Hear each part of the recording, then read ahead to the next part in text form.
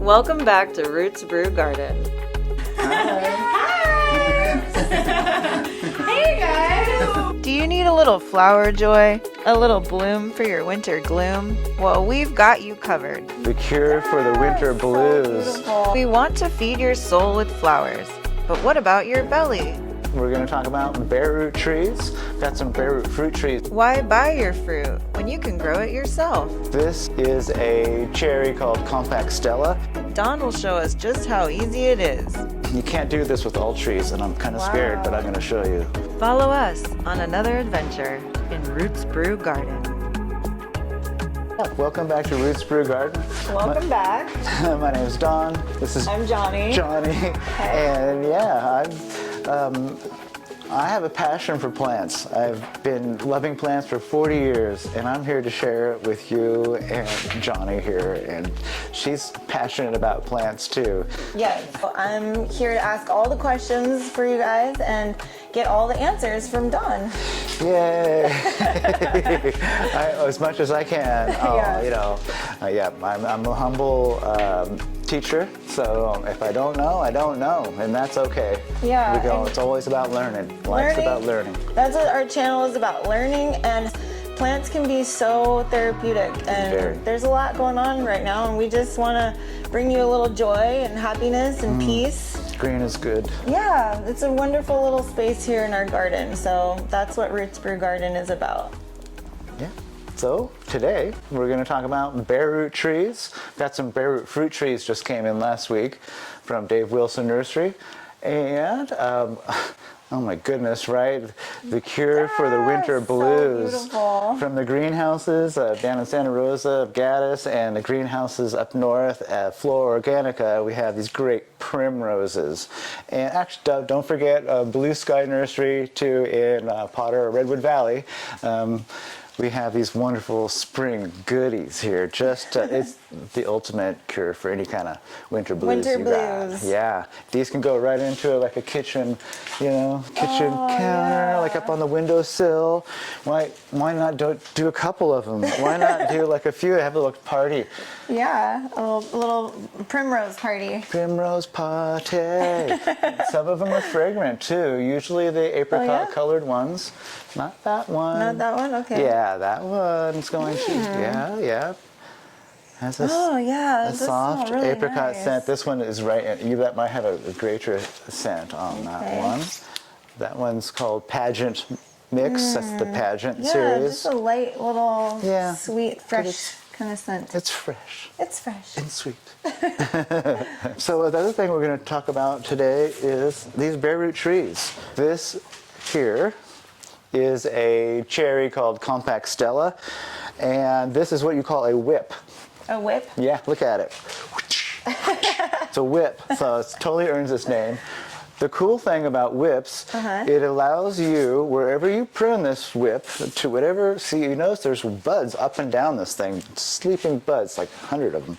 Wow. And so wherever you snip it to, as the sap comes up, it's going to activate those buds, so it kind of starts where you're going to have your branching. So, and this guy, you could actually cut him way down here, about a foot tall.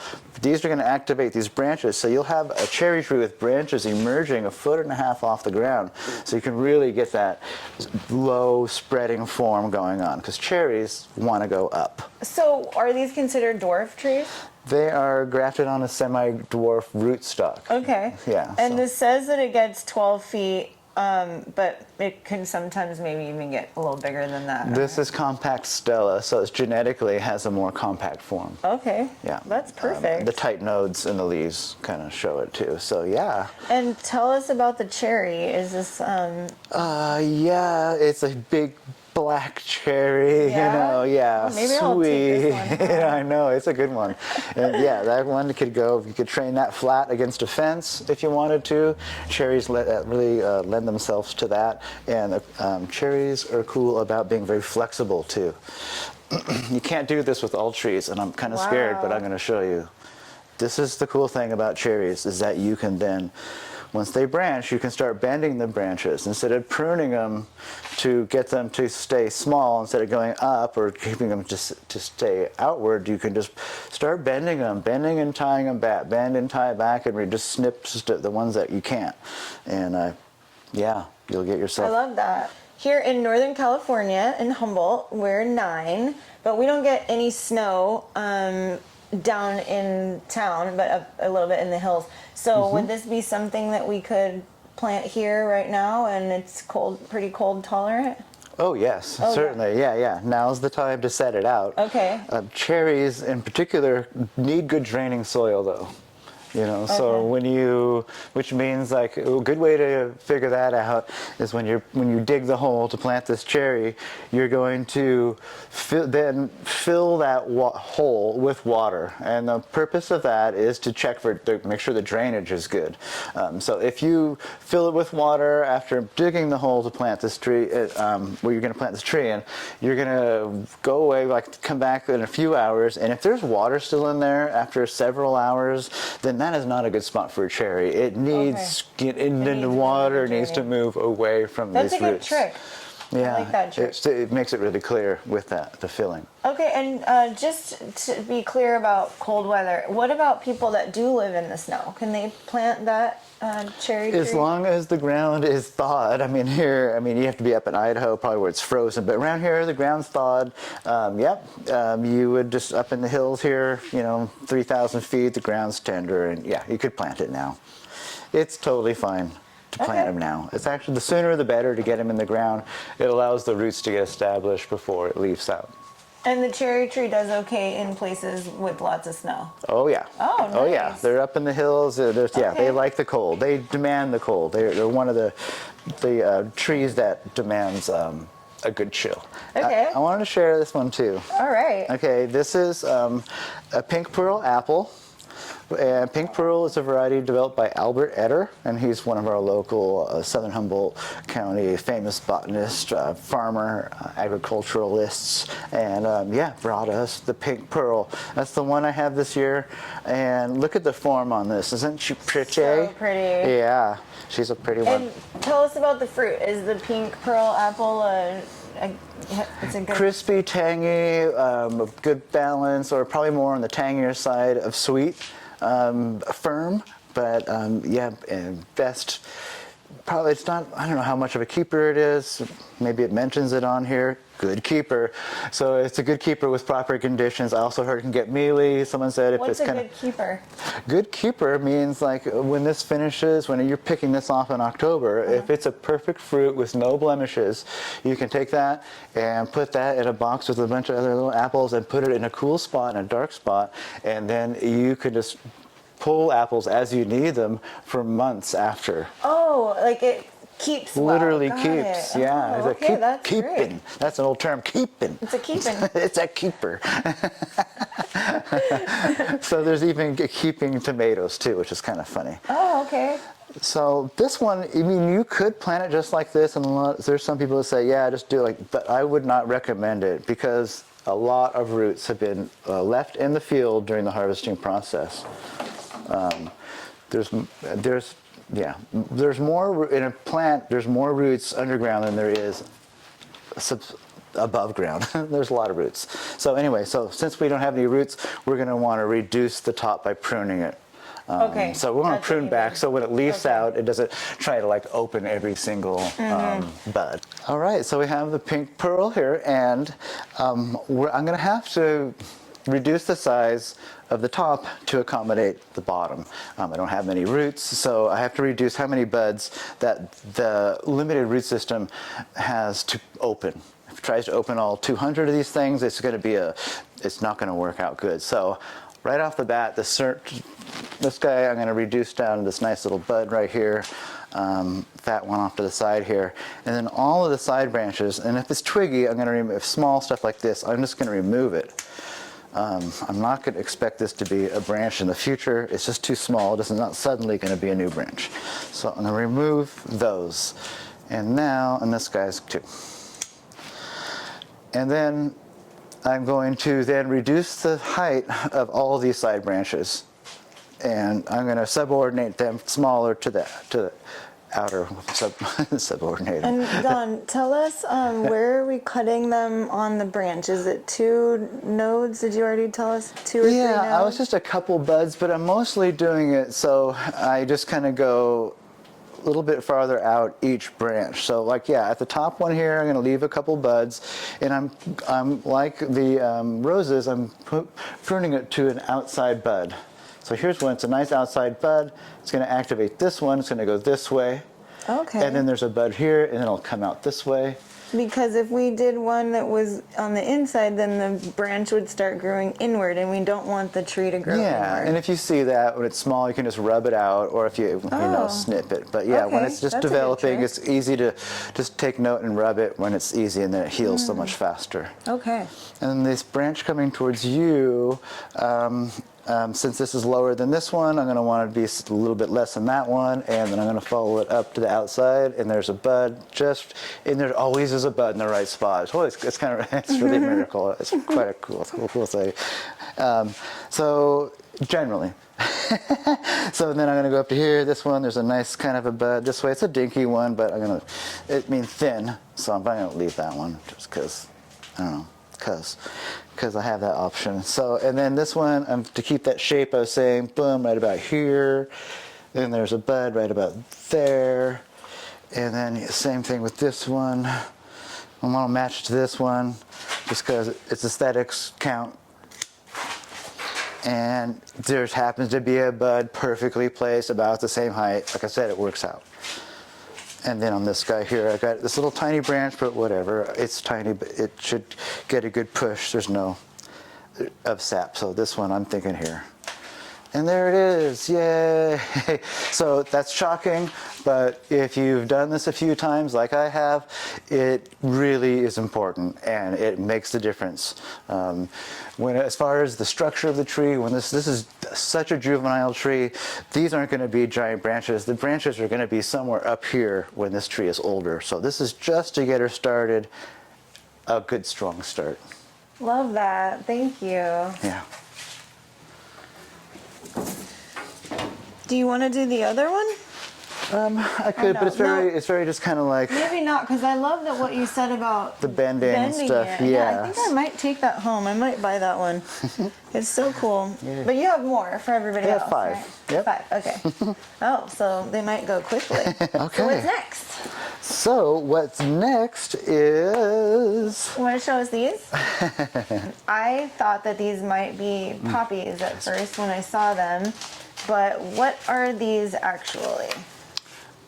These are anemones. Anemones. Yeah, anemones, and it's a crazy little bulb that looks like a rock. Oh. And it really does. It's like this irregular, I think it's a corm, it's called. It may be a bulb, but I think it's a corm. And yeah, they're strange. And when you plant them, you're like, are these going to grow?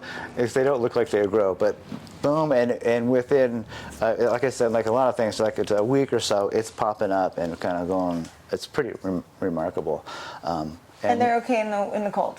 Yeah, they don't mind the cool weather. The cool like weather. a good sunny, cool. Sunny, sun's important, and then yeah, cool weather's okay. Probably Okay. freezing's not okay, but cool is okay. And then what about these guys? Ranunculus, yeah. Another crazy bulb that looks like a spidery kind of thing that it's really bizarre and looks like it won't grow. But that, I don't know why I say that, but it just looks like that. They look all dry, like is it alive? So anyway, you plant it and then it doesn't take long. Again, these things pop right up.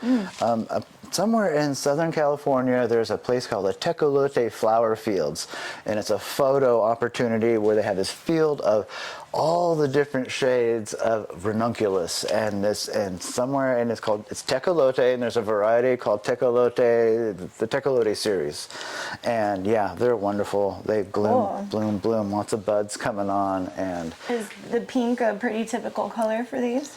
It's, well, they have, I think, the whole spread of colors. Without blue, I know that the sunset shades, yellows and oranges and Fun. pinks and reds, and very ruffly, like feathers. The petals are like feathers. Okay, and I love an iris, and especially these with all this variegation. I know, they're the super cuties, those guys. They're so cute. And so these are okay to go in right now and aren't too affected You by know, really that cold. one, Johnny, I would treat like it's such a fleeting flower. I would just put that right where you're hanging out and Okay. watch it every day when you get up. Because it's just a fleeting, it really is fleeting. It comes and goes. Okay. Like it goes from this bud form right here, these unopened buds, which are pretty in themselves, Yeah. to that, and then to this, and just, it seems like a week or so. So it's you really have to hang out with it. It's a quick moment. Yeah, it's a quick moment of exotica. Just a little Exotic moment iris. in time. Yeah. And then these guys, these really bright Yeah, yes, they love cool weather. They The- don't want to freeze though. Cineraria. Happy Cineraria, Cineraria. happy Cineraria. I have a song for everything. Not really. But yeah, I don't know, I must have had that song in my head. You were saying that these go really well if you have a pot out front of your house that has one plant in it that stays. I don't know Yeah. what the name of that would be. But Yeah. just to refill the flowers kind of around the Yeah, bottom. a little winter cheer where, yeah, so it's where it's not going to freeze, where the rain's not going to pelt it. A little awning right by your front door. Okay. That's a good one. And then how about these? You want to talk about the primroses? Oh my gosh, look at this little ruffle. Oh, The primroses what a will fill doll. that bill as well. And these are shiny, of course, greenhouse grown. So pretty. Yeah, the wavy petals on that, and that little bit of white on the margins. I think that's called a picotee. A picotee. Yeah, the little. Picotee. Yeah, a little margin. Is this the same? Is this a primrose also? Yeah, and it has that nice. Well, it's just the way that it's a different. This variety is called Pageant. Okay. The other one that we were just looking at is called the reminder here, Primlet Mix. Primlet. Yeah, the Primlet, it's a cute name. Primlet, Primrose, Primlet. Okay. This is Primrose Pageant. And what they have in common is that their flowers emerge just from the base, right from the base of the plant in clusters and come up individually. So that's what they have in common.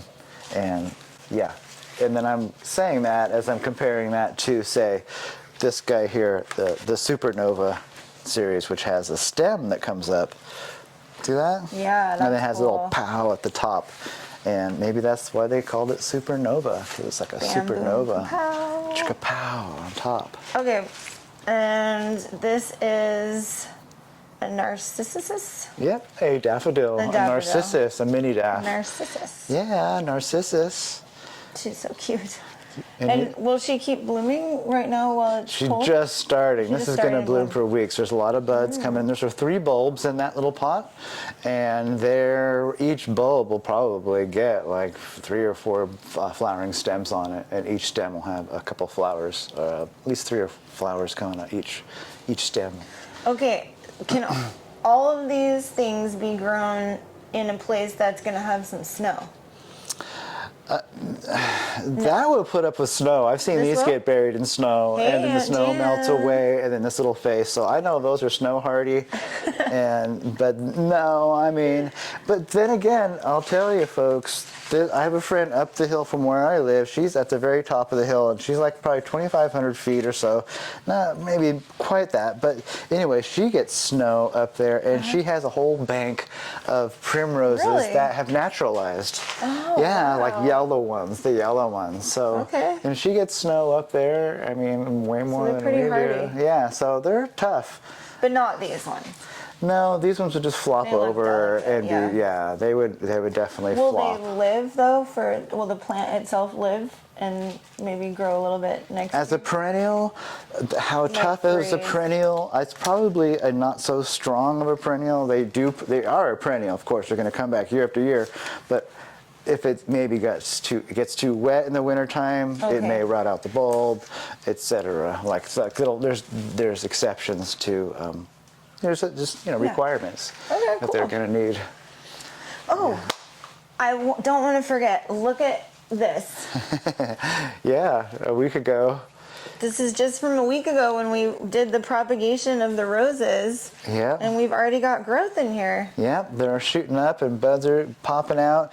Yeah, they can just take their time. You don't have any roots yet, but they're sucking up those reserves that they have in there and are feeling these lengthening days for sure. There definitely are, and it won't be long now. We'll be looking underneath there and seeing roots coming out the bottom. Coming out the bottom. Yay. What's going on in your garden? Anything exciting? I don't know. That's a good question. But it is January. Is there anything going on? I'm trying to think, but the roses. Oh, yeah. Oh my God, those were so pretty. The iceberg roses with that little chill. Climate. Yeah, they're they are pink. really sweet. And yeah, we're gonna show you folks. We're gonna get you all in their side yard and Yeah. at some point here and show you this iceberg rose on the fence. I can't wait till the weather's a little better and we can show you guys all of our little projects in the yard. Yes. Yeah. Dawn comes over and helps do all kinds of stuff that you guys can do too. Very relatable. It's taking like a big mess and turning it into something really beautiful. So Yeah, a little bit at a time. yeah, Yeah, a little bit at a time. Yeah, baby steps is key in gardening. Yeah, because it's so easy to get overwhelmed.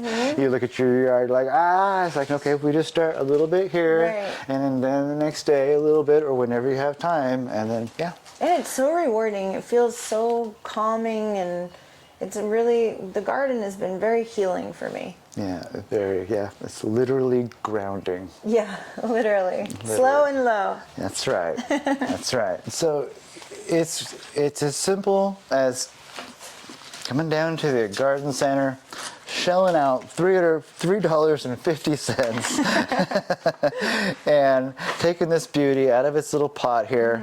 And look at all those nice roots on this, huh? Oh, yeah. Yeah, so don't be scared to mess with the roots and fluff them up when you plant them. If you didn't do that, it's going to be fine. If you don't I don't want to stick my fingers in that, it's just fine. Just put that in a little, I should just do it right now. Get a little pot, put it in there, and just like boop, boop, boop.